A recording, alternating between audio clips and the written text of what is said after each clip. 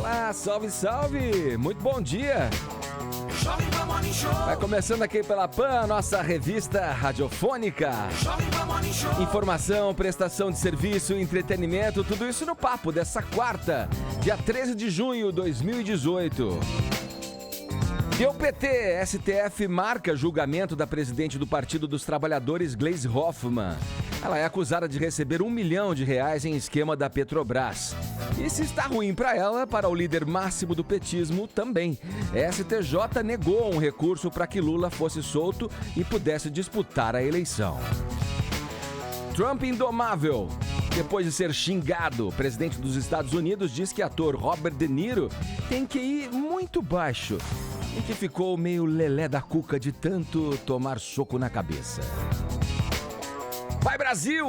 O Ministério do Bom Senso adverte.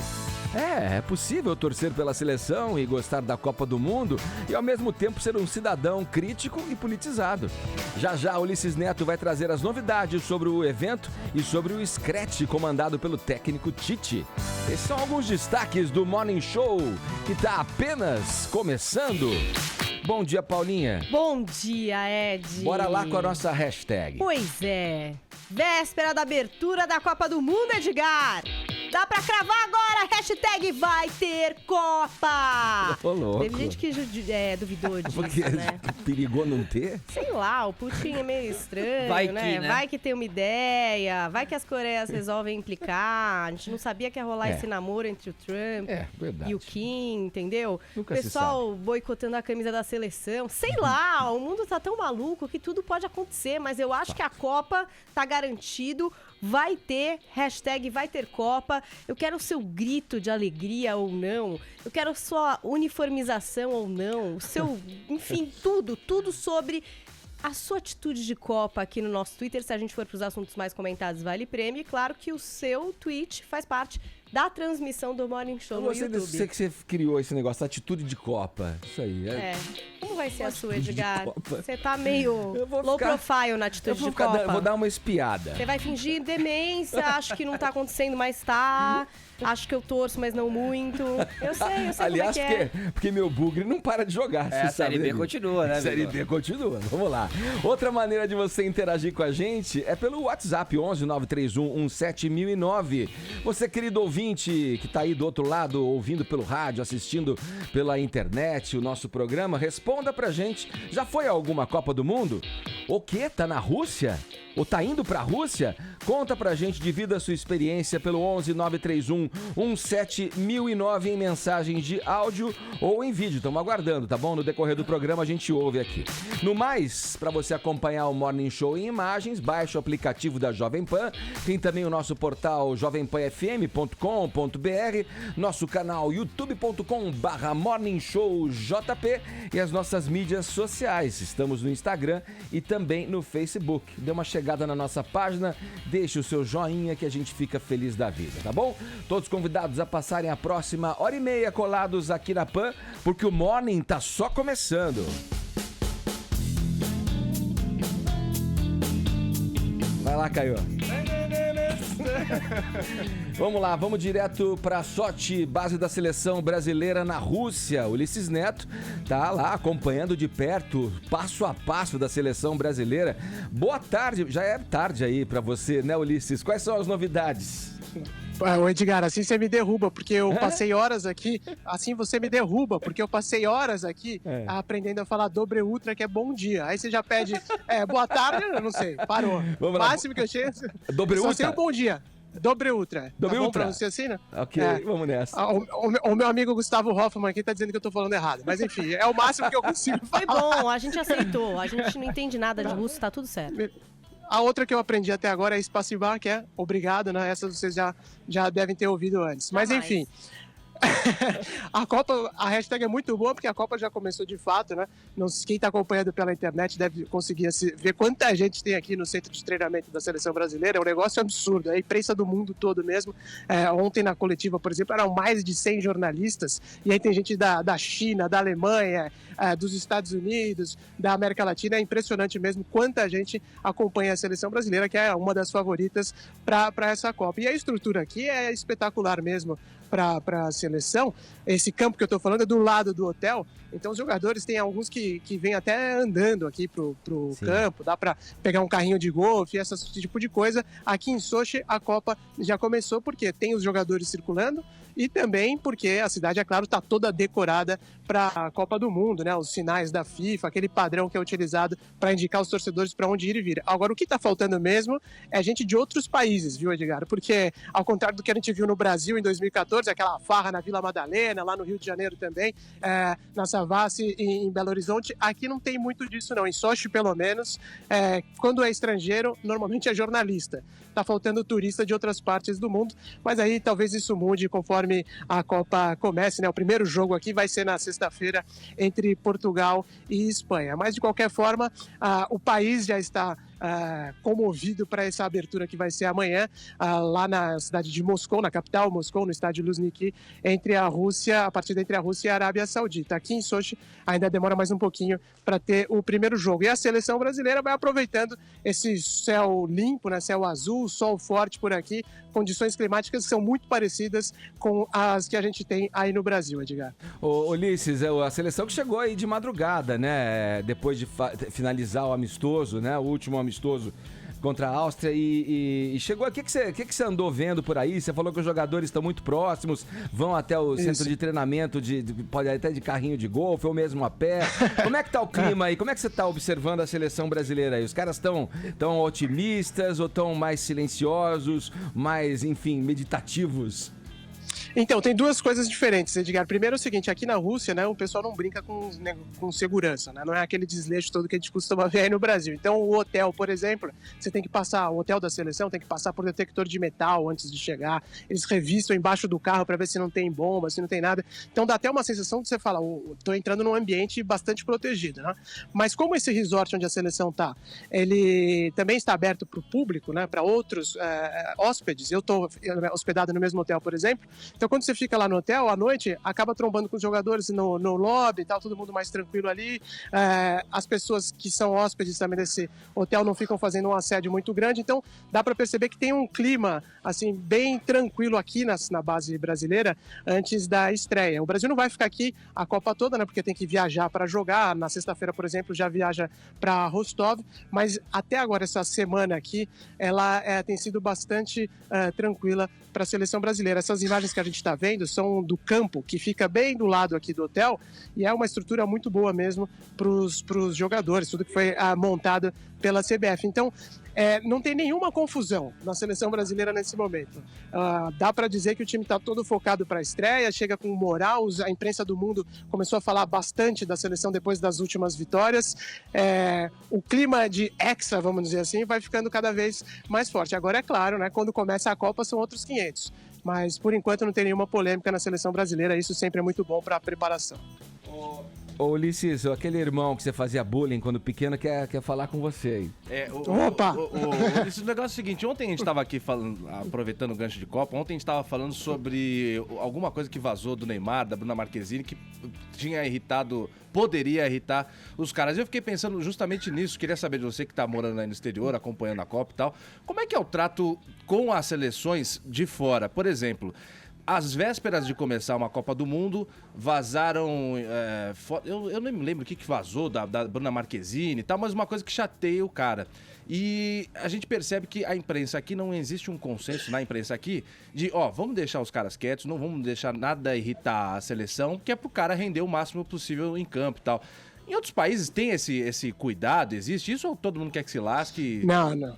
Pelo contrário, se a gente olhar, por exemplo, o que aconteceu com a seleção do México, né, que vazaram os vídeos dos jogadores fazendo uma balada bem extravagante, vamos dizer assim, isso também atrapalhou bastante a concentração dos jogadores. Agora, quando começar a competição, a gente vai ver se afetou ou não o time. Aqui no Brasil, da seleção brasileira, tem uma diferença que é importante, porque é o seguinte, o Brasil está em Sochi, que é um balneário muito bonito, tem praia, tá o tempo maravilhoso e tal. Então acaba dispersando a imprensa durante o dia. E também não tem acesso ao hotel da seleção.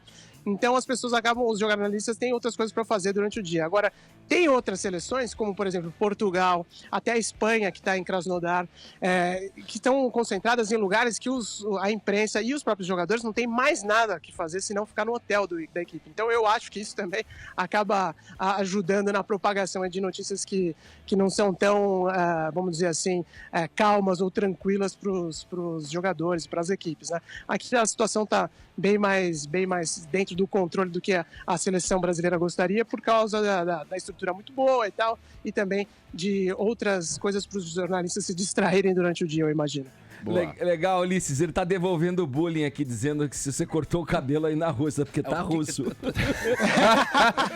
O que a correria do trabalho não faz, né? A gente entende, mas volta pra Londres logo e volta a cortar lá, cara. Você deve ter ficado Putin da vida com esse cabeleireiro. Não fiquei nada, cara. Fui eu que pedi, eu falei o cara ainda virou pra mim e falou assim, traz uma camisa pra mim da Rússia. Capricha aí que eu levo, bicho. Então, talvez quanto custou? Meio rublo?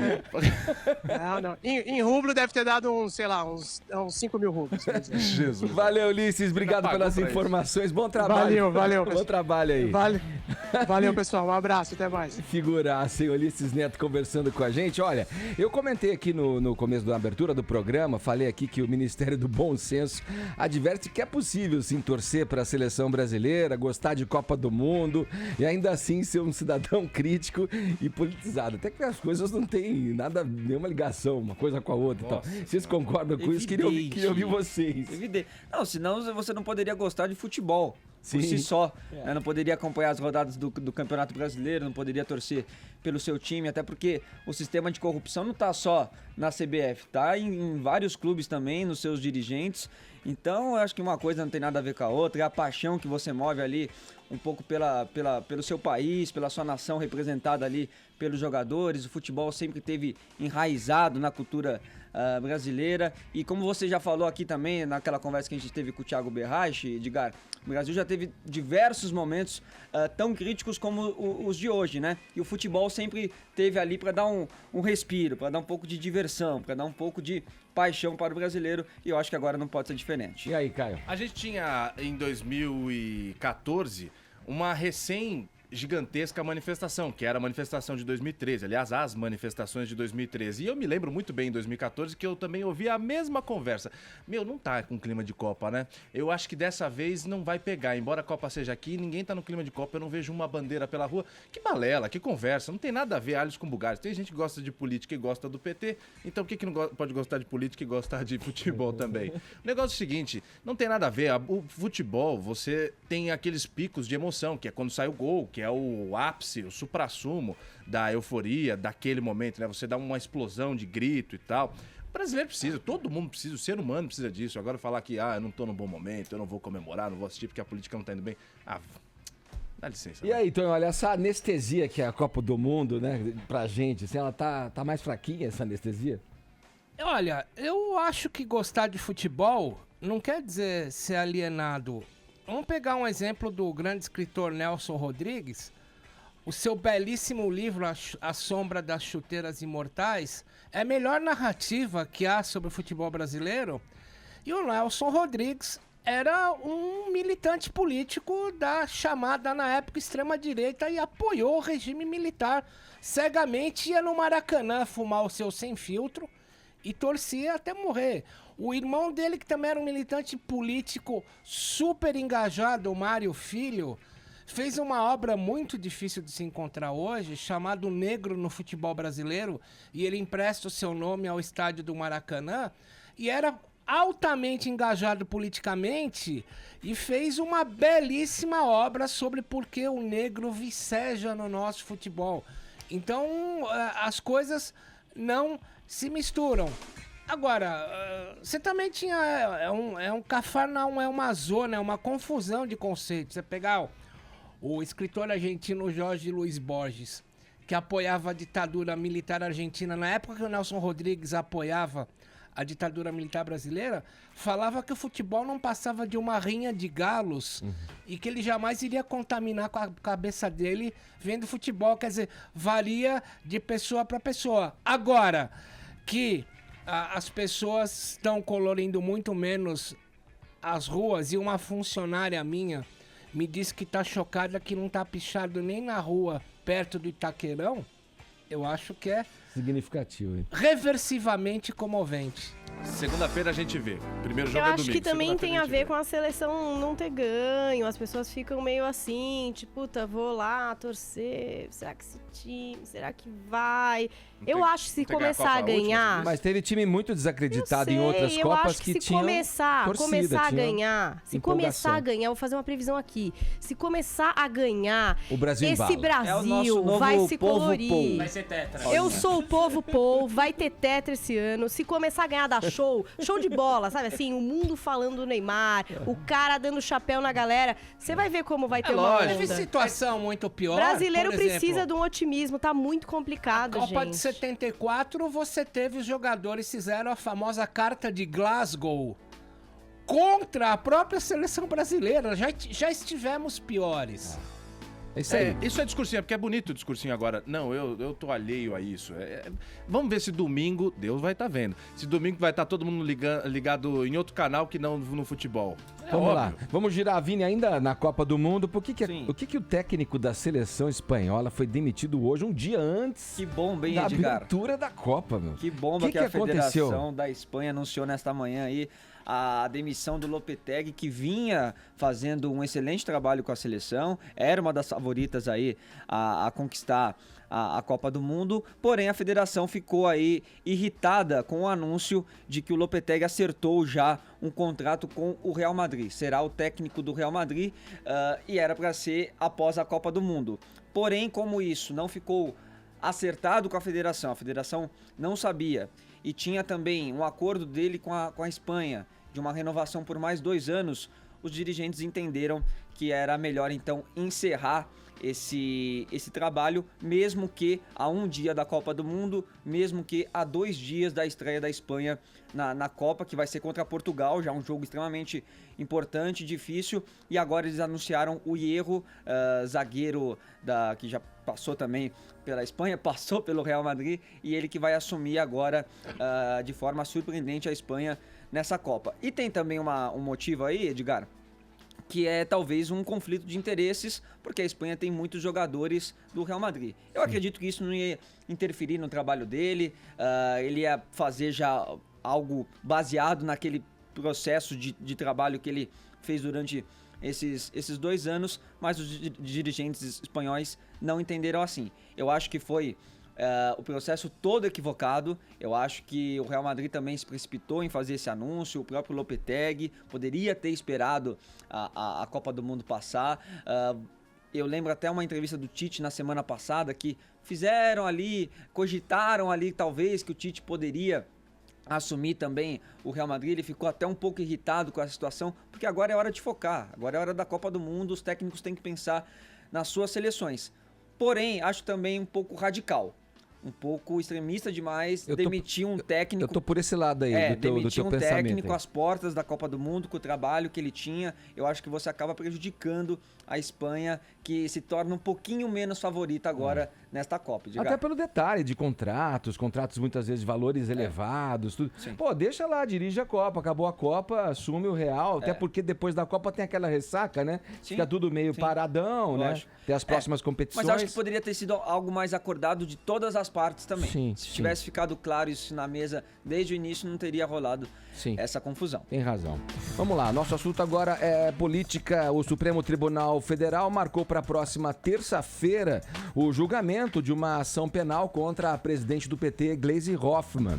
Caio, a senadora será a segunda política julgada pela corte aí em 4 anos da Operação Lava Jato, lembrando que o primeiro foi o Nelson Moira, né, o deputado pelo PP, né? Exatamente. Do Fica Paraná, uma dúvida tudo. só se é Moirer ou Meurer, porque não tem o trema, mas enfim, o deputado federal pelo Paraná, como você falou, do PP, Nelson Meurer ou Moirer, já foi condenado pela segunda turma do Supremo Tribunal Federal, que é a mesma que vai julgar essa denúncia feita pela Procuradoria-Geral da República, denunciando corrupção na campanha ao Senado Federal da Gleisi Hoffmann em 2010. Essa denúncia já tem 2 anos e agora vai ser julgada na terça-feira que vem, dia 19. A segunda turma do Supremo Tribunal Federal é composta pelo Ricardo Lewandowski, pelo Gilmar Mendes, pelo Celso de Mello, pelo ministro Dias Toffoli e também pelo ministro Luiz Edson Fachin. Eles condenaram por unanimidade, há 13 anos, 9 meses e 10 dias, o Nelson Meurer,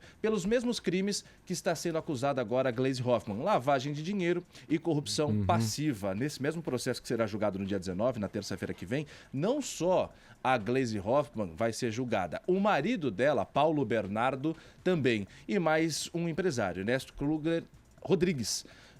Pela mesma falcatrua, supostamente falcatrua, até que não se prove na justiça que foi de fato uma falcatrua, é uma suposta falcatrua que a gente sabe que acontece, de desvio de R$1 milhão num esquema de corrupção estabelecido na diretoria da Petrobras, numa diretoria da Petrobras. Desviou grana para a campanha dela ao Senado. A gente vai ver agora qual será o desfecho na terça-feira que vem. Falado. Ô, Tonho, olha, você aposta quantas fichas aí na condenação da Gleisi? Você acha que vai rolar essa condenação? Sempre que eu acordo às 5 da manhã, isso é, sempre, eu vou atrás de alguns documentos inéditos para poder, ou colocar no meu blog e trazer aqui. O documento inédito de hoje, tá aqui na minha mão, é a decisão do finado e refinado ministro Teori Zavascki, que autorizou a investigação contra a Gleisi Hoffmann e pelos termos... É um documento de 32 páginas. Pelos termos relatados pelo finado e refinado e saudoso ministro Teori Zavascki, a página 7 do documento, eu acho que ela vai ser condenada. Olha aqui o que escreveu o finado e refinado ministro Teori Zavascki. Consta que Paulo Roberto da Costa, diretor da Petrobras, em âmbito de colaboração premiada, disse: Alberto Youssef, que é o pai do Petrolão, lhe procurou no início do ano de 2010, afirmando ter recebido um pedido da parte do ministro Paulo Bernardo, marido da Gleisi Hoffmann, quanto ao auxílio financeiro na ordem de R$1 milhão para a campanha de Gleisi ao Senado Federal e que foi autorizado pelo declarante, que diz poder garantir, o Paulo Roberto da Costa, em delação premiada, que o depósito foi feito, pois caso contrário haveria reclamação como de fato ocorreu, ou seja, se não depositavam grana na conta de petista, o PT vinha para cima do cidadão. Que o registro dessa operação em favor da senadora Gleisi Hoffmann consta da agenda de capa preta apreendida na sua residência sob a indicação de 1.0 PB, o que significa Paulo Bernardo, ou seja, há muito tempo há provas colossais contra a Gleisi Hoffmann, a Narizinho, ou segundo a planilha da Odebrecht, coxa ou amante, e o seu marido, Paulo Bernardo. Vamos lá, vamos seguir aqui no Morning Show. Só eu tava pensando aqui, acabei me distraindo, mas a segunda turma que vai julgá-la, né? Vai tocar adiante essa questão, que é o Lewandowski, o Toffoli, o Celso de Mello, é isso? E o Alexandre de Moraes? O Alexandre de Moraes é da primeira. É o Edson Fachin e o Gilmar Mendes. Isso aí. Bom, beleza. Vamos a Brasília agora conversar com Zé Maria Trindade. A vida do PT, Trindade, tá mais complicada que nunca. E ontem, além disso que a gente acabou de dizer aqui, né, do encaminhamento aí do processo contra a senadora Gleisi Hoffmann, o presidente do PT, o ministro Félix Fischer, do STJ, negou um pedido importante da defesa do Lula. Que pedido foi esse, Trindade? Bom dia.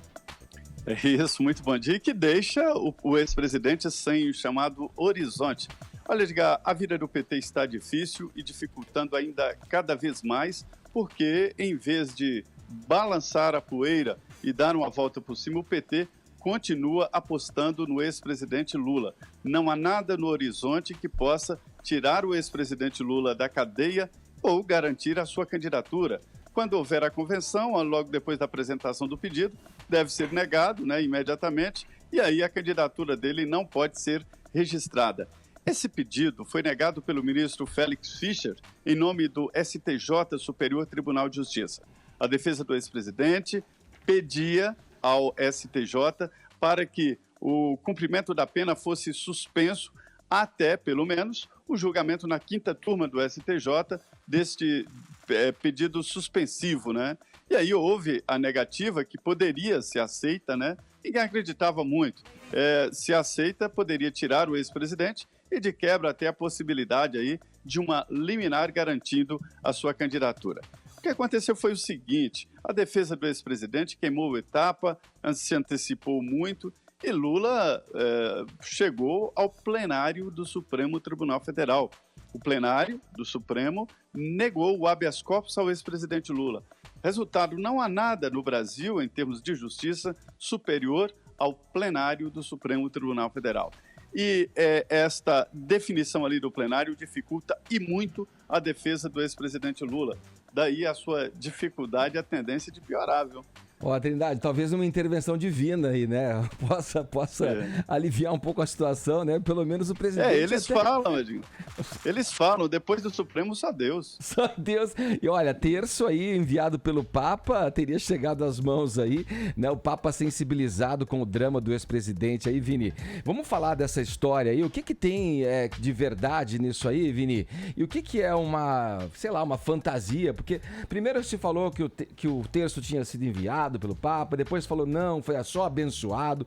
Qual é a verdade dessa história? A verdade Vini? é que o Vaticano proporcionou aí uma grande confusão, até mesmo para a imprensa, né? E para os que estavam achando aí sobre esse terço que o Lula acabou recebendo. O que aconteceu? O Instituto Lula e a equipe de comunicação aí do ex-presidente anunciaram, né, pelas suas redes sociais, que o petista tinha recebido um terço abençoado pelo Papa Francisco e que esse terço foi trazido pelo assessor argentino, o Juan Grabois, né? Porém, o site oficial do Vaticano divulgou uma nota inicial esclarecendo que o Juan, na verdade, não era um assessor do Papa, era um ex-consultor do Papa, e que esse rosário entregue ao ex-presidente Lula também não teria sido enviada pelo Papa, e que era uma visita também de cunho pessoal. Então, obviamente que, baseada nesse anúncio oficial aí pelo próprio site do Vaticano, vários veículos de comunicação classificaram essa publicidade do PT e do Lula como uma fake news. Porém, horas depois, veio o Vaticano e apagou todas essas notas de esclarecimento e essas postagens nas redes sociais e fez uma nova. E aí nessa nova eles acabam fazendo essa correção, dizendo que um novo serviço precedente sobre o caso Grabois Lula, eles devem ressaltar que havia imprecisões na tradução e a informação e nas transcrições que induziram aí alguns erros.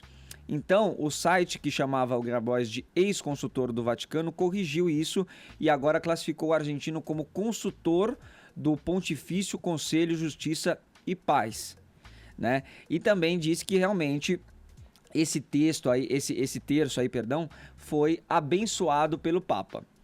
Aí, o tweet, Edgar, pra gente ter uma ideia, o tweet dizia o seguinte, o primeiro do Vaticano, ele dizia o seguinte: o terço não é um presente do Papa Francisco a Lula. Como tantos outros, é um terço abençoado e distribuído em inúmeras ocasiões. A visita era pessoal e não em nome do Papa. Então, o que a gente pode realmente deduzir aí como correção? Que a visita era uma visita até que institucional, né? O Tonhali pode até explicar melhor, não era só uma visita pessoal. Agora fica a interpretação em torno de se era realmente um presente, o que seria uma coisa direcionada realmente ao ex-presidente Lula, ou se apenas foi um terço abençoado pelo Papa, como ele deve fazer para várias pessoas, e aí foi entregue por esse assessor ao ex-presidente.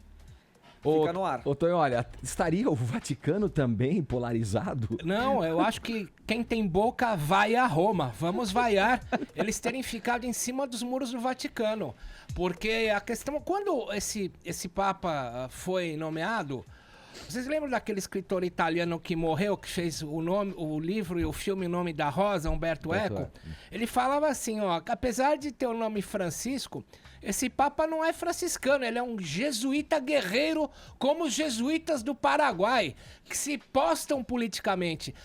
Pois é, Nesse caso específico aqui da visita ao Lula, ele não agiu como um jesuíta paraguaio, como diria o Humberto Eco. Ele agiu, acho que com um certo caráter de omissão, porque o que aconteceu, como o Vini muito bem colocou? Primeiro, foi colocado que o Grabois ou Grabois era ex-assessor de algumas cúrias do Vaticano, depois foi corrigido.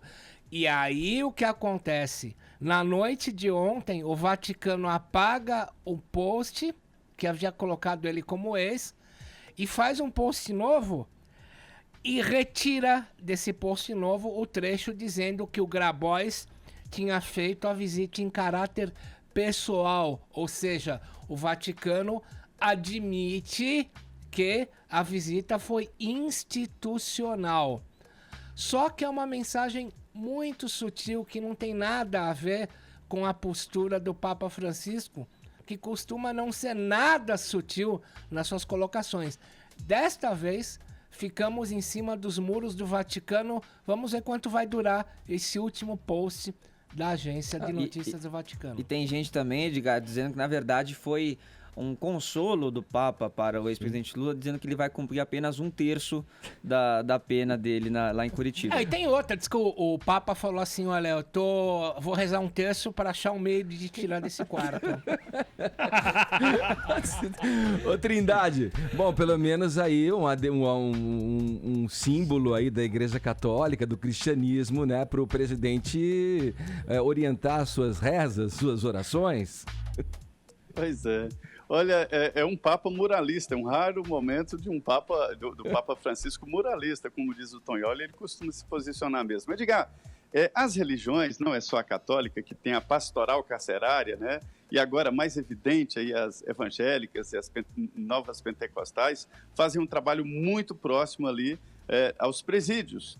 E eu vejo assim, a grande polêmica aí é sobre o posicionamento político e de apoio ao ex-presidente Lula do Papa, né? Agora, quanto ao apoio, quanto a esta solidariedade e assistência espiritual, isso é muito comum, os padres e os pastores fazem isso, eu acho normal. Eu aprendi aí, lendo sobre isso aí, de que cadeia, na verdade, não é só a punição bruta e simples, mas é um momento ali, a prisão, um momento para que a pessoa faça um retiro interno, né? E peça desculpas, descubra o mal que fez com aquele crime que o levou para a cadeia, e é por isso que se faz esta assistência. Quando se faz esta assistência religiosa e psicológica, na verdade, não reza para que ele saia da cadeia, reza para que ele aceite a pena e aprenda. Então, eu vejo mais por esse lado. É por isso que existe a pastoral carcerária, né,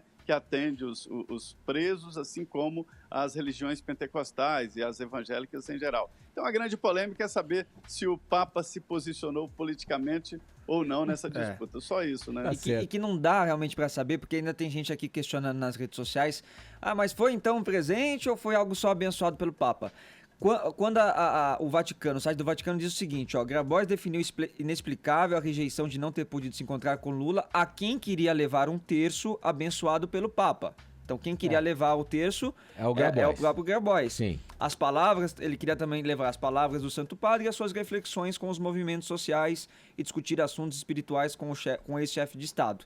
Então, não dá pra gente saber se realmente foi algo direcionado do Papa ou só da cabeça do Grabois. Mas que o terço foi abençoado pelo Papa, isso foi. Que grande circo, né? Levar um terço pro Lula, como se o Lula fosse um homem espiritualizado, um homem com crenças. Eu fiquei pensando nisso. Ele fez uma missa, né, Caio? Ele usou o termo missa, toda umas pseudo-entidades, bispo, padre, sei lá quem eu tava lá no dia da prisão dele, falou, não, eu só vou me entregar depois da missa. Calma, eu vou chegar lá.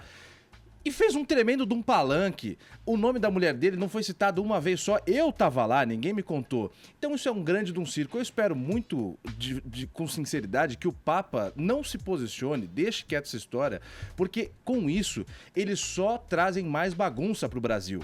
Toda essa incerteza, o Lula vai ser político ou não vai ser... A nossa economia, de novo, estagnou. Até o ano passado, o Temer, junto com o Henrique Meirelles, conseguiram deixar o negócio parar de cair e reverter. O PIB já tem projeção de alta depois de 3 anos em queda. Só que toda essa incerteza, somado com a política externa, a alta dos juros nos Estados Unidos, dólar e tal, já tá ferrando tudo de novo. Porque fica nessa ladainha. Você pega José Genuíno, já foi preso. José Dirceu, tá preso. Semana que vem, Gleisi Hoffmann vai ser julgado. Preso. Palocci, preso. Todo mundo em volta do Lula tá preso. O próprio Lula tá preso, condenado, e mais do que condenado e tal. Tá preso. E esses caras que têm nome forte, externos, ficam... porque o Lula... Aí ficam só corroborando com essa ladainha de que ele é um preso político. Ele é um preso, um criminoso, um ladrão, já comprovadamente. E aí ficam com essas groselhas, se metendo no bedelho que não deve aqui na nossa política interna. E aí gera toda essa bagunça que afeta o teu bolso, o meu bolso, o bolso do Arconto, de todo mundo. Vamos seguir. Ô, Trindade, obrigado pelas suas informações. Bom trabalho aí em Brasília, Trindade. É isso, obrigado. Olha, o Vaticano tem fábrica desses textos, e dá para quase todo mundo. Até eu tenho um texto desse. Muito obrigado. Valeu, Trindade. Agora 10 horas 38 minutos, horário de Brasília. Olha aqui, vamos seguir, Paulinha, vamos girar o assunto nesse finalzinho do primeiro bloco. A gente fecha com essa história aí do presidente Donald Trump, que né, deu ao ator Robert De Niro, né, aquela retrucada, digamos assim, porque o De Niro falou dele, né, esbravejou contra ele na cerimônia lá do teatro. Aquela palavra que começa com F em inglês, que todo mundo conhece. E aí, o que aconteceu aí com essa briga aí? Pois é, o Trump respondeu do jeito que ele sabe e faz bem, né? Porque é através do Twitter. Fez aquele tweet direcionado pro Robert De Niro. Eu vou ler porque é bastante autoexplicativo aqui.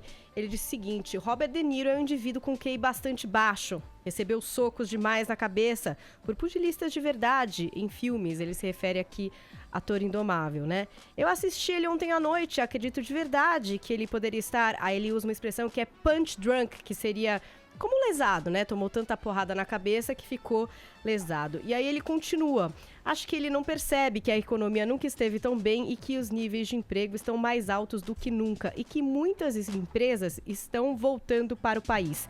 Aí ele fala assim no final: acorda, punch! Essa expressão punch, ela descreve cara que tá indo, que é ruim no boxe, mas ela também descreve quem não tá batendo bem das 4, entendeu? Sim. Então, cheio de trocadilhos, assim, nessa onda meio boxer, o Trump fez o que ele faz de melhor, que é twittar. Porque ele é bom nisso. Ele dá umas cutucadas boas ali no Twitter e publiciza a sua opinião ácida a respeito do Robert De Niro. Não é nenhuma novidade, eles se odeiam faz tempo. Ô, Paulinha, pra quem não pegou essa história, repete o que aconteceu mesmo. O que o Robert De Niro tinha falado pra ele. Aconteceu o seguinte, a gente teve o Tony Awards. O Roberto De Niro. O Roberto De Niro, no Tony Awards, ele Fala foi aí, porque senão as apresentar pessoas um não entendem a prêmio e nota. aí ele mandou 2 vezes a expressão Isso. fuck Trump. Né? Tem um vídeo, se a gente quiser, a gente pode assistir aqui o momento que o Robert De Niro subiu ali no palco, nesse que é o Oscar do teatro, né? Ele foi apresentar o Bruce Springsteen, entrou no palco, a gente esperava, sei lá, às vezes a pessoa faz um discurso. Aí e olha vem ele. olha lá. I'm gonna say one thing. Fuck Trump. Olha que herói, ele levanta os bracinhos assim, ó, que mito, hein? Pros artistas, Não gostou, Caio? realmente Óbvio ele é que meio não. mito, né? Porque os artistas têm esse negócio com o Trump mesmo. Você vê que ali ele é aplaudido de pé e tal. Foi isso. E agora o Trump mandou que ele tem o QI baixo, apanhou muito de boxers e não tá batendo bem das 4. Geralmente artista grande vive numa bolha mesmo, né? Tipo, Fora da realidade. O De Niro e o Clint Eastwood, você nem discute, né? Você, tipo, concorda com ele só, vai. Agora 10 horas 41 minutos, horário de Brasília. Jovem Pan Morning Show. Jovem Pan Morning Show. 2 senadores apresentaram ontem questões de ordem para que o presidente do Senado, Eunício de Oliveira, examine um pedido de impeachment contra o ministro Gilmar Mendes, do Supremo Tribunal Federal. Quem são esses senadores? Conta pra gente, Caio. Randolfo Rodrigues da Rede e Lazier Martins do PP. Eles abriram ontem, aliás, mandaram para o presidente do Senado, Eunício Oliveira, do MDB, questões de ordem, que se traduz o seguinte: E aquele processo de impeachment, aquele pedido de impeachment contra o Gilmar Mendes? Cadê? foi impetrado em abril desse ano pelo jurista Modesto Carvalhosa. E nesse pedido de impeachment, nesse processo impetrado pelo Modesto Carvalhosa no Senado Federal, compete ao Senado, aos senadores julgarem um processo de impeachment contra um ministro do Supremo Tribunal Federal. Não é a primeira vez que isso acontece. Nos últimos anos, muitos pedidos já foram impetrados, só que sempre são arquivados. Contra o Gilmar Mendes, tá aí. Foi impetrado em abril pelo Modesto Carvalhosa, que fez um documento listando 9 pontos para justificar esse pedido. Tonhara, me ajuda, por favor. Fala um número de 1 a 9. 7,5. 7,5. Vamos lá pro 7. No 7, por exemplo, item 7 eu vou ler aqui do Modesto Carvalhosa. O porquê pede-se faz-se um pedido de impeachment contra o Gilmar Mendes. 7, a pedido do Cláudio Tognoli. Gilmar mandou soltar o ex-presidente da Federação das Empresas de Transporte de Passageiros do Rio, Leles Marcos Teixeira, cliente como Barata, o Jacó Barata Filho, do escritório de advocacia integrado pela esposa do ministro. Vini, sem o seu 7, de 1 a 9. Só mais um, só para... 8. 8. Gilmar votou no processo de anulação da delação premiada dos proprietários do grupo JF, a despeito de a JBS haver patrocinado com 2,1 milhões de reais eventos do Instituto de Direito Público, IDP, empresa da qual o ministro é sócio. Na Veja dessa semana, ou agora que chegou aos sábados, nos sábados nas bancas, nas casas de quem assina, tem uma nota também falando do ministro Gilmar Mendes, uma nota até pequena, mas ocupa meia página, falando o seguinte: o que o Gilmar, as decisões têm sido tomadas pelo Gilmar Mendes estão dentro da Constituição. Como existe a hermenêutica, que são os entendimentos diferentes de uma mesma palavra, no mesmo texto, o Gilmar não está prevaricando. Porém, é muito estranho o fato do Gilmar Mendes ter o IDP, o Instituto de Direito Público, que fica aqui perto do nossos estúdios da Rádio Jovem Pan, aqui nos Jardins. É muito estranho. Empresas que patrocinam o IDP pertencem a pessoas que são investigadas no âmbito da Lava Jato, tem como serem influenciadas as decisões sobre a liberdade dessas pessoas que pertencem a empresas, que são donos das empresas que patrocinam o Gilmar Mendes. Também é estranho o fato do Gilmar Mendes usar as passagens aéreas que lhe têm direito ao cargo, mas para uso pessoal, para inclusive visitar a afilhada dele, enfim, a Veja traz essa questão. Tem vários outros, é só você dar um Google, vários outros pontos nesse documento impetrado pelo jurista Modesto Carvalhosa, para você ver os motivos, segundo Modesto Carvalhosa, que envolvem o Gilmar Mendes e por isso esse pedido de impeachment. Os dois senadores fizeram a pressão, o Eunício Oliveira virou e falou: olha, eu vou dar seguimento como qualquer outro processo, vou jogar para os juristas da casa e vamos ver o que vai dar. Eu, Caio Felipe Gomes da Rocha, faço uma grande torcida para que esse protesto, esse pedido vá adiante e o Gilmar Mendes vai descansar, tá com 71, 72 anos, tá cansado, já ajudou muito o Brasil, né? E aí, Tonholão, vamos lá, o Gilmar Mendes tem motivos para ser empichado ou não passa de intriga da oposição? Hein? Não tem. Aliás, acho engraçado que agora no começo dessa semana o Conselho Nacional do Ministério Público autorizou a abertura de processo contra o promotor Fernando Krebs, que escreveu, abre aspas, Gilmar Mendes é o maior laxante do Brasil. Solta tudo. O Gilmar não tá perdoando nada e eu acho assim, se você quiser os fatos elencados pelo Modesto Carvalhosa, que aliás agradeço ter me mandado o livro dele lançado essa semana, vou ler, são fatos que constam da mídia, e a mídia, que é mais competitiva do que competente, ainda não foi investigar o Gilmar Mendes. Então eu espero que se abra todo tipo de investigação contra o Gilmar Mendes e que se tragam fatos concretos que digam o seguinte: se libertou porque recebeu tanto e se beneficiou de tanto. Eu quero elos. Eu não quero duelos, eu quero elos. Se houvesse esses elos, já estaria na capa da revista Veja, ou da revista Isto É, ou na Folha de São Paulo e por aí vai. Não há elos estabelecidos. O que há são tentativas de estabelecer elos, porque o Gilmar Mendes adota uma postura que eu já falei daqui 1 milhão de vezes, do jurista italiano Luigi Ferrajoli, que é o do punitivismo, que o Estado pune muito e a gente tem que soltar porque o Estado vive de punir.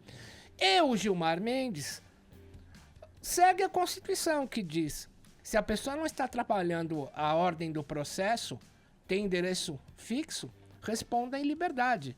Agora, está lançado o desafio para que aqueles que apontam o dedo contra o Gilmar Mendes saiam à rua, investiguem, estabeleçam elos e publiquem. Agora, o que não pode fazer é igual um promotor que é pago para investigar, o Fernando Krebs, falar que o ministro Gilmar Mendes é o maior laxante do Brasil, né, meu? Tem a liturgia do cargo, pega e vai investigar, ponto. Não há elos, mas, coincidentemente, Gilmar determinou a soltura do ex-presidente da Assembleia Legislativa de Mato Grosso, José Riva, conhecido como o rei da ficha suja no Brasil, que foi defendido por Rodrigo Mudrostovich, não só professor do IDP, que pertence ao Gilmar Mendes, mas também advogado do ministro em outra causa. Como que pode um ministro do Supremo Tribunal Federal ter um instituto que ensina direito público? Você tem que ser isento de qualquer outra atividade, porque qualquer outra atividade pode sim influenciar nas suas decisões. E meus caros amigos ouvintes, meus caros colegas jornalistas, vocês que querem seguir o conselho do nosso amigo Cláudio Tognoli, vamos investigar? É muito fácil, basta você dar um jeito de parar as suas atividades, ou você que é jornalista conseguir convencer o seu chefe a te liberar por alguns tempos para você ir a Brasília, basta você convencer as pessoas que têm os documentos a te fornecer esses documentos, é muito simples, basta você ter simplesmente isso na mão. As mídias pagam sim repórteres especiais, aliás muito bem pagos, para investigarem. Eu mesmo fui repórter especial da Folha de São Paulo por 8 anos. E por que parou depois desses 8 anos, já que é tão fácil? Oi? Por que você parou depois desses 8 anos, já que é tão fácil? Parei? Se foi por 8 anos, quer dizer que eu vi 16 livros. Não. Parou depois desses 8 anos, seu repórter especial investigativo? Porque eu fui me mudar. Não, eu tô me sentindo... eu tô me sentindo mal, não quero colocar o eu vou ler porque seu eu tenho o maior currículo no ar, respeito eu vou ler seu pelo currículo Tognoli. no ar, cara. Então a questão é a seguinte. As mídias pagam e muito bem, não é salário pouco, é salário de gente grande. Se paga em repórter investigativo e já temos meia dúzia atrás do Gilmar Mendes e eles não trazem nada, porque o Gilmar Mendes simplesmente segue a Constituição. Mas como que não trazem nada? Olha aqui, tem 9 pontos elencados. O Modesto Carvalhosa é o investigador, Não, mas você falou que ele elencou... Não, peraí. Você falou que ele elencou isso com base nas coisas que foram noticiadas. São decisões do Gilmar, ou isso aqui tá mentindo? O Modesto Carvalhosa mentiu? Meu caro, eu quero que você mostre uma manchete de uma grande mídia falando Gilmar prevaricou. Me traga aqui. Não, isso não tem, né? Então acabou. Ainda. Quem sabe no futuro? Quem sabe não. Quem sabe? Há regiamente pagos repórteres investigativos, inclusive jovens, para investigar o Gilmar Mendes, e que não conseguem nada, porque nada há. Desafio à imprensa. Tenta a sorte, mano. Cara, mas nem Carlos Marum defende tão fielmente o Temer como o Tognoli defende o Gilmar Mendes. É impressionante. Vamos girar. Ele deve ser muito simpático, o Gilmar Mendes. Vamos girar o assunto. Você tem uma amizade por ele que é impressionante. Olha, é invejável. Mas nem meu cachorro olha, me defende já que você é assim. tão competente, vem me investigar, pô. Olha aí, vamos no embalo. Meu zero chama Gilmar Mendes. Vem no embalo da trilha comigo. Vamos lá. A atriz Débora Seco e o namorado dela estão nus na capa da edição. Vamos mudar de assunto, gente. Olha o desvio. Do ratinho. Olha o desvio. Mas eu tenho o maior respeito pelo Cláudio Tognoli, que fique bem claro. Achei que você ia falar Vamos pela deixar Débora o Edgar ler? Vamos lá. Ele tem uma coisa pra falar pra vocês. Pela Vamos Débora lá. Seco, eu também tenho o maior respeito. Vamos falar de coisa mais legal, vai. Vamos falar da edição da Love. revista Trip aí do Love, de Débora Seco e o namorado, que estão nus na capa desse mês da revista Trip. As fotos e a entrevista estão dando também o que falar, hein, Paulinha? O que tem de conteúdo aí? Conta pra gente. Nu ainda choca a sociedade. Abraçadinhos assim do amor. O que ela falou, Paulinha, que chocou? Então, sabe o que foi legal dessa entrevista? Que foi uma entrevista feita pela psicanalista e escritora Regina Navarro Lins, e então foi quase que um divã ali com os dois, né? A respeito das expectativas que eles têm pra vida e do relacionamento dos dois, que já polemizou bastante, porque ele é mais novo que a Débora. Foi uma coisa rápida, né? Eles se apaixonaram. A Débora Seco, ela é super como que eu posso dizer? Ela se anima com esses relacionamentos, ela externa muito, então ela fala muito das coisas. Eles têm uma filhinha de 2 anos. E aí a Regina conseguiu tirar algumas afirmações interessantes do casal. Então, por exemplo, o Hugo disse que com certeza vai ter tesão na Débora daqui a 40 anos. A Débora falou, assim, é muito louco. Mas é uma coisa que as pessoas ficam imaginando, né? Quando há diferença de idade, Essa a longo fala prazo. É interessante? Foi você que pautou essa matéria, Arcon. Se tá desinteressante. Ela tá construindo, Sei lá. ela tá É um construindo clima a muito informação. amistoso aqui. Tá muito amistoso. O culpa cara manda sua. fazer a matéria louco. e aí ele fala, muito bom isso, uma droga. É maravilhoso. Vai lá, né? Paulinha. Não, Vai, segue aí. Vou Vai lá, continuar. vai lá, vai, Eu continua. vou continuar. A gente te ama. Por favor. Obrigada, Continua, querido. Paulinha. Vamos lá. A questão é que quando tem diferença de idade, muitos se perguntam: será Sim. que daqui a 40 anos isso não vai pesar? O Hugo acha que não, tá felizão aqui. O Caio também ficaria feliz. E a Débora falou assim, que é muito louco porque nunca pensei em ser monogâmica. Então, quer dizer que na vida, talvez ela não tenha tido relacionamentos monogâmicos. Essa Né? é Não, ela Aí já vocês falou não que sabem. traiu todos os namorados, Pois menos é, ele. não chega a ser uma novidade, mas dizer, é o ao que Catra ela da- diz, É o Catra da Rede Globo. Com que é menos filho. maravilhoso ela poder fazer o que ela quiser, menos já filho. que é uma decisão dela, né? Sim. E aí agora ela se vê num relacionamento monogâmico, então se vê até surpresa. Só que ela Lembrando só é monogâmica com a atual. Eu sempre via ela falando com o Falcão. Falcão é amor eterno, amor verdadeiro. Aí terminou, não, trai todos. Aí passa pro outro, não, com esse eu sou monogâmica. Tô brincando, Você que Débora, tá falando isso aí. Teve o É, Maurício você- Qual que é a Matar, teve o diferença? Roger, né? Teve... Cara, teve quem Ela ela pegou o quiser. Eu Maurício acho Matar? maravilhoso que ela pegue quem ela Eu quiser, também. inclusive. Quiser me pegar, me E pega. se agora ela tá surpresa por se, enfim, tá apaixonada pelo marido, eu acho bonito também. É o amor, estão Qual aí que é a belíssimos. diferença de idade deles? Eu vou te falar, vou ficar devendo aí, mas tem uma Mas tem ele é uma bem mais novo diferença. que ela? Ele é mais novo que ela. E ela conta como conheceu ele, que foi Você não pelo tava Instagram. ouvindo? Tem 27, ela tem 40, É. quase 40, 39, né? Tem uma diferença de idade. Bom, assim, quando é homem e mulher e tem essa diferença de idade, ainda também é uma coisa que o pessoal fica mais Tabu. perturbado. Porque Tabu. quando o cara é mais velho e a mulher é mais nova, é uma coisa mais comum, né? Que ninguém fica, olha, gente, eles têm uma diferença Claro, de super idade. normal. Donald Trump e a como é que a Melania Trump Melania. é super normal. Você também acha fora da curva? Mas imagina, não, tá doida. Não sei se ama tanto o Trump. Agora, Fechou. o que tem aqui Uma coisa também... é uma coisa, outra coisa é outra coisa. Cara, é Tá difícil, tiroteio, meu. hoje tá muito difícil. E aí tem a Uma história equipe deles, muito que é uma unida. dica pro Caio, que como passou o Dia dos Namorados sozinho, etc e tal, é nosso solteirão. Ela conheceu triste. o marido Gostaria de pelo saber quem te falou Instagram. isso. Ela contou essa história. Ela entrou no Instagram do cara, achou ele gato, fez aquilo que todo mundo faz pra chamar Caramba. atenção no Instagram, que é dar uma curtida em várias fotos. Já fiz isso. E aí ela mandou por DM, sabe o quê? Você vai ser meu marido, pai dos meus filhos. beleza, e aí ela hein? emplacou isso daí, hein? Meu Que Deus. belezura, hein? Eu já fiz isso chamou. e tive Tomou resposta. toco. Minha menina me mandou Caio, um ninguém bloco. quer saber da Tomou sua toco. vida.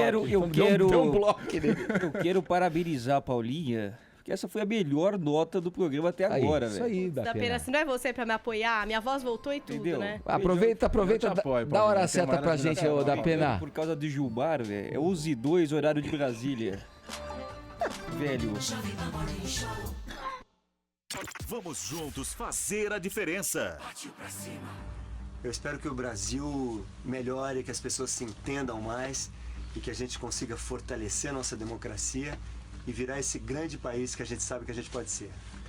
Eu espero que o Brasil, que todo mundo no Brasil vote com consciência agora, nesse ano, para que as coisas mudem e a gente pare de patinar. Também ganhar a Copa não seria mal, né?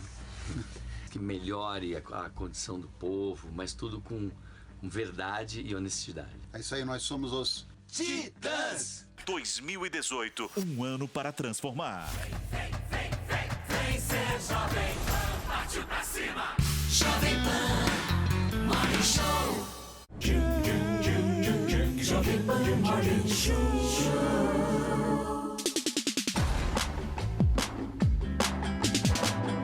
Ô, Paulinha, minha queridinha, seguinte, Olá. olha, amanhã, abertura da Copa do Mundo, né? Uma certeza a gente já tem, você mesma já falou isso, tá tranquila, vai ter Copa, o Putin já deu a canetada, vai tudo acontecer por lá. Eu quero saber como é que tá a nossa hashtag. Tá precisando de uma aceleração. Tá precisando de uma bombada. O pessoal precisa se animar.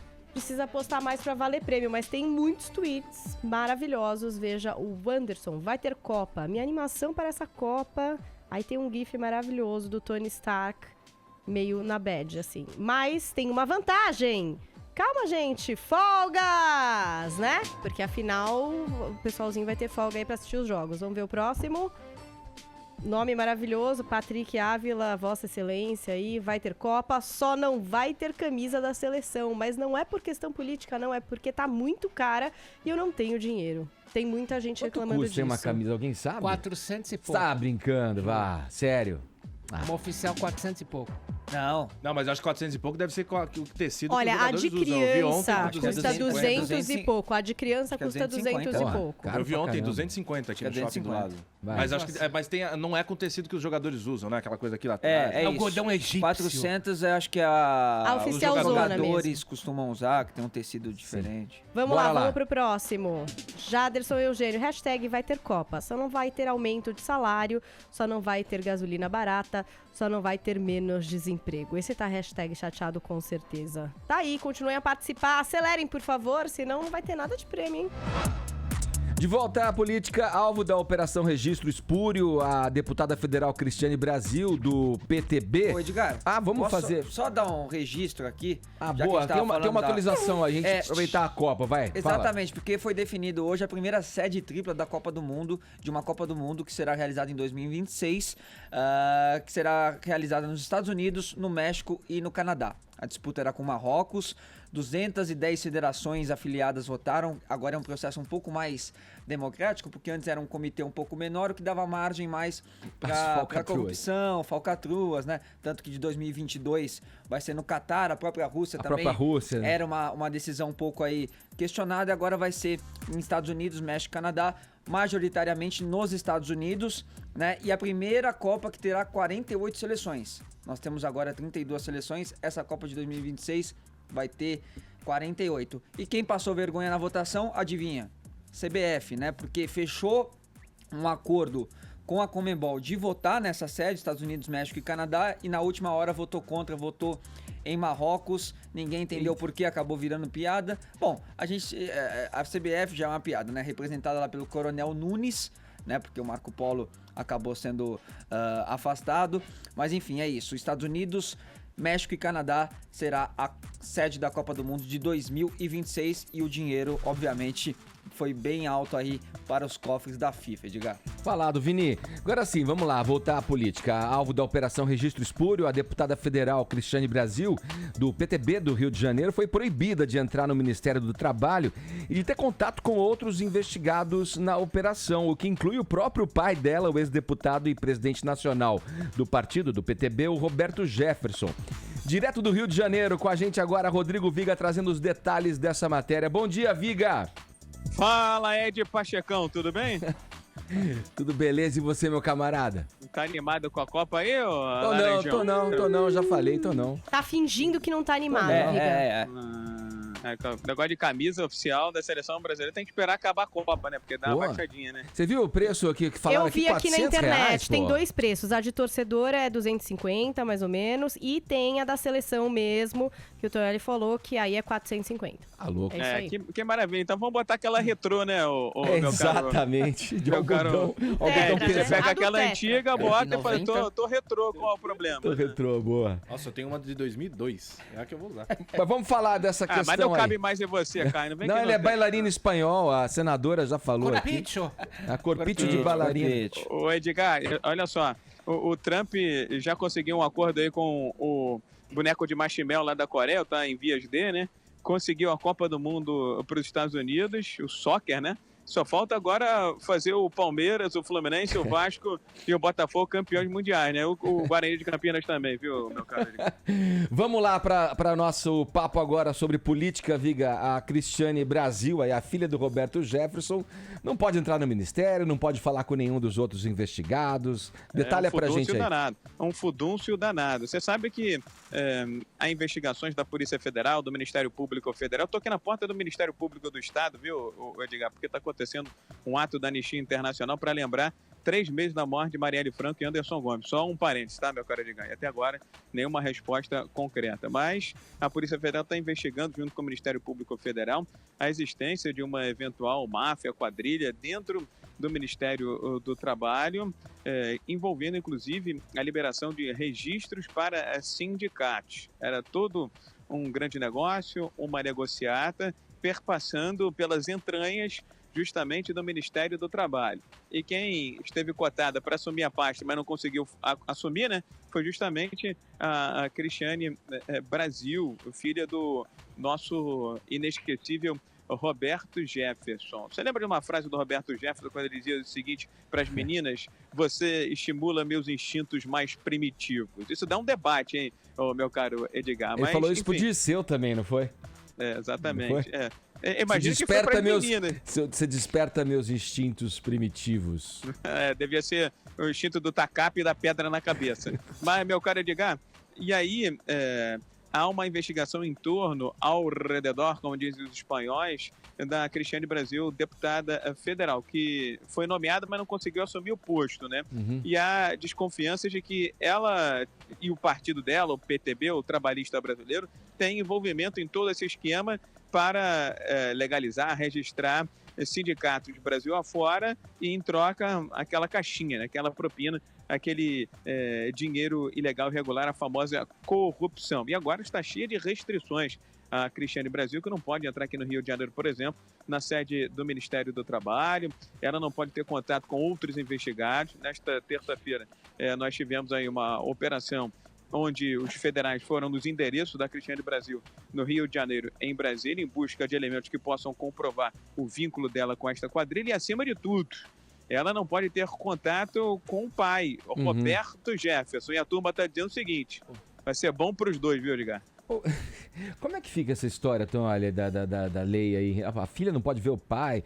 Isso normalmente acontece com quem está encarcerado, quer dizer, impossibilitado mesmo ali, né? Como é que fica essa situação? Olha, apesar de ser extrema, eu acho que é uma situação que até protege a ambos. Sabe por quê? Do jeito que os ânimos estão acirrados nessa operação, e o Roberto Jefferson é quem manda no Ministério do Trabalho, haja vista que quando a filha ia ser nomeada ministra do Trabalho, todos os nomes que a substituiriam passavam pela mesa do Roberto Jefferson. Foi ele que indicou, né? Sim. Foi ele que indicou a filha. Justamente, é uma medida que eu acho que até os protege. Sim. Porque amanhã entra um grampo, claro, com autorização judicial, e pega uma frase dela ou dele, isso vai ganhar um outro contexto e vão falar que eles estão combinando obstruir as investigações. Acho que é bom pra eles, quer que eu seja bastante sincero, ótimo pra eles. Falado. Valeu. Edgar, só um detalhe. Fala, porque Viga. aí é uma investigação envolvendo 2 suspeitos, mas tem um grau de parentesco. Isso. Já tem advogado dizendo aqui no Rio de Janeiro que essa medida seria ilegal, porque você não pode proibir um filho de ter contato com o pai ou vice-versa. Isso me chamou a dá atenção, pano por isso, pra manga, viu? me chamou a atenção, por isso que eu passei a bola pro Tonelli pra ouvir a opinião dele aí.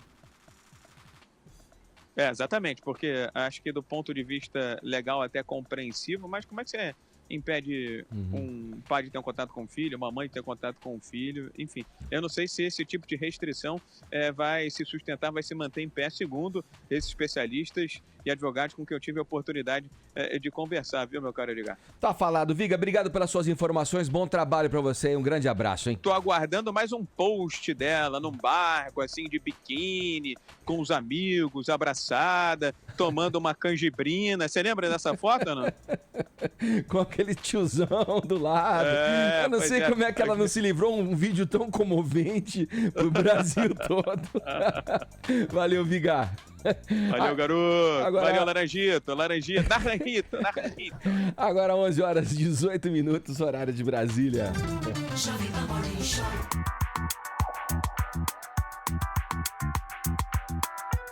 Olha, nessa terça-feira aí que passou, Dia dos Namorados e tal, uma chuva de corações inundou as redes sociais, ela já está toda sambandinha aí. Eu quase comecei a acreditar na humanidade novamente. Muitos e muitos casais, Paulinha, trocando juras de amor, muita gente assumindo novos relacionamentos, né, dando aquela virada na chavinha. Era tanta mentira, tanta ladainha que ele caiu do ar o Instagram ontem à tarde, vocês viram, né? Ó, uma das coisas que mais chamaram a atenção dos internautas foi uma publicação da da Nanda Costa, a policial Maura da novela Segundo o Sol, da TV Globo. Por que a Nanda ficou tão em evidência ontem, Paulinha? Conte para os nossos ouvintes que não acompanharam. Porque ela assumiu o seu relacionamento, o seu love com Lanlan. Lanlan que trabalhou... Não é só na novela? Que ela só na novela? Na novela, a personagem dela é lésbica e tem uma dificuldade de se assumir, né? Agora já se assumiu porque acusaram ela de ser amante do parceiro, né? Do parceiro de profissão, e aí ela achou por bem se assumir. E na vida da Nanda Costa, ela era muito parceira da Lanlan. Elas têm um projeto musical juntos, inclusive com a produção do Dipilique, que já trabalhou aqui na PAN. Só dando uma localizada aí, Paulinha, a Lanlan, junto com a Tamima, eram as duas percussionistas da Cássia Eller. Era muito próxima da Cássia Eller. E ela tinha esse projeto com a Nanda, tava sempre com a Nanda. Havia gente já especulando que elas teriam um relacionamento. A Nanda Costa chegou a negar. Mas são frequentes os posts das duas juntas aí. As duas estão fazendo um som em homenagem ao Dia das Mães, pra mãe da Nanda Costa.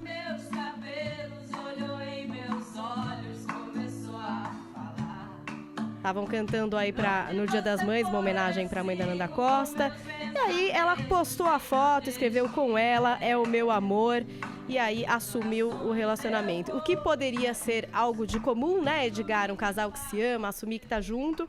Causou aquela repercussão, você sabe como que é a internet, as pessoas se dividem entre torcer e acreditar que amor é amor, e outros falarem, nossa, que coisa, não acredito. Enfim, você sabe como é que é na internet. Até depois, a Nanda Costa chegou a fazer alguns posts no Stories do Instagram, brincando com a situação, porque ao que parece, elas estão juntas há muito tempo. Porque a Nanda falou, mais um Dia dos Namorados com você. Então elas devem estar juntas há pelo menos um ano, já é um relacionamento longo. E aí no Stories, a Nanda começou a fazer várias brincadeiras e perguntou pra ela, como é que tá isso pra você, né, essa questão da gente se assumir? E a Lan fez um corte de cabelo novo, raspou as laterais e deixou um moicanão. E aí ela falou assim, quero ver como é que vai ser pra você assumir esse cabelo pro meu pai que tá chegando aí. Aí é que eu quero ver como é que vai ser. Paulinha, então elas estão levando super numa boa e vivendo esse amor, eu acho maravilhoso. Tiveram, Paulinha, Edgar Piccoli, um grande Dia das Namoradas, ao contrário dessa história tristíssima que eu vou contar em poucos segundos, aconteceu ontem. A mulher colocou espartilho, cinta-liga, luva de renda e uma máscara sensual. O marido chegou e pergunta, Batman, a janta já tá pronta? Nem briga teve. Que Deus os tenha. Claro que gostou da piadinha do Toioli, vai. Queria jogar pra vocês. O público ainda estranha muito esses casais que se assumem, né? A gente tem aquela menina do esporte da Globo, Fernanda que quando Gentil. se assumiu, nossa, o que dividiu as pessoas, como as pessoas se mobilizam também pra ir lá expressar o ódio. E a imprensa, eu tô aqui falando sobre isso ainda, então prova de que ainda não é algo que a gente... apesar de eu considerar completamente, ainda é um assunto, ainda é uma coisa que a gente tem que falar e tratar. Queria saber o que vocês acham disso. Até mesmo que a motivação seja o amor, o afeto, o carinho. Você vê como as pessoas se mobilizam e se posicionam e como atinge as pessoas, principalmente quem é contra tudo, esse tipo de situação, se expõe nas suas mais precárias identidades ali, né? Porque tá ali incomodado tanto quanto aquilo... Por que incomoda uma pessoa? Se duas pessoas se juntam em torno do amor, em torno do afeto. Por que incomoda? Se é uma coisa boa, se é uma coisa que a gente luta, a gente fala tanto, o amor existe de diversas formas e precisa existir de diversas formas e depende de quem está envolvido naquilo, de como a pessoa sente. Por que a gente ainda se incomoda tanto com isso, hein? É estranho, né? É estranho. Só uma pessoa que acho que nunca amou de verdade, se sentiu completamente tranquilo do lado de outra pessoa e tal, aquela coisa de alma mesmo, né? E você fica até mal quando está longe da pessoa e tal. Só quem nunca passou por isso que fica se incomodando. Se a mina sente isso com a outra mina, o que você tem a ver com isso? Não enche o saco. Tem um texto. Mas você está sendo incoerente. com o que você sempre fala. Não, eu fico bravo quando vem um cara que é gay e quer fazer o confeiteiro. Aí eu fico, você não tem nada a ver com a vida do confeiteiro. O confeiteiro faz o que ele quiser. Se você não entendeu nada, põe no Google aí, YouTube, Morning Show, você vai entender. Que nós trouxemos a história do confeiteiro que se recusou a fazer o bolo de casamento para os americanos. A gente trouxe no Morning Show esse assunto De um casal e gerou uma discussão. Mas tal. o fato deles se amarem, pô, deixa os caras. Fala, Tonholi. Tem um texto do Freud que você acha na internet em português, chama O Estrangeiro, de 1920. E conta que no inconsciente geral, quando algo aparece muito diferente de você, a primeira reação do teu inconsciente é ver aquilo como uma figura demoníaca. Por isso que se chama O Estrangeiro. Tudo que é diferente, as pessoas tendem a entender inconscientemente como algo demoníaco que merece ser combatido. Mas, pessoal, olha só, você que tá nos escutando aí, o mundo tá mudando, o mundo é outro, né? Você vê o Bolsa Progressista aqui, nosso participante da bancada aqui. Pô, e aí, Bolsa, o que você achou? E tô torcendo pra que na novela se assuma logo também pra família. Tem que assumir, pô, tem que ter mais isso aí. Aí, tá vendo? Vamos lá, a gente vai chegando aqui na reta final do Morning Show, temos... E aí? Não remamos, Paulinha? Tô preocupada agora com essa Cadê a Copa. claque? Cadê a Eu não sei se vai ter aquelas Claque, não, a loucas. Claque não gosta quando acontece isso. É a prova de que aquela pesquisa estava certa. Talvez não estejamos muito animados. Talvez o pessoal está no time Edgar. WhatsApp Torcedor também. low profile, sem querer dar muita pinta. Só umas WhatsApp espiadas. também totalmente desanimado, viu, Edgar? Pessoal... Ó, é que vocês também não entenderam. esperar. Tá, é dia dos namorados. Ontem foi dia dos namorados. Tá Ontem. todo mundo meio na ressaca e tal, todo mundo acordou meio devagar, foi dormir tarde, acordou cedo. Não? É isso. Tem gente que foi até trabalhar com a roupa. Fui jantar com a luz de velas, porra. Você teve isso, Edgar? Restaurante belga, pô, dá licença. Você? Opa. Esse apresentador é outra coisa, né? É lógico, meu. Cara, amanhã, Fala. abertura da Copa do Mundo, o jogo começa meio-dia e a cobertura da Jovem Pan totalmente especial a partir das 11 horas da manhã. Mas tem Boa. Morning Show, Tem hein? Morning Isso Show aí. com meia hora a menos. A menos. Pra essa cobertura especial da Jovem Pan. É meu, me devolve aí. Tá falado.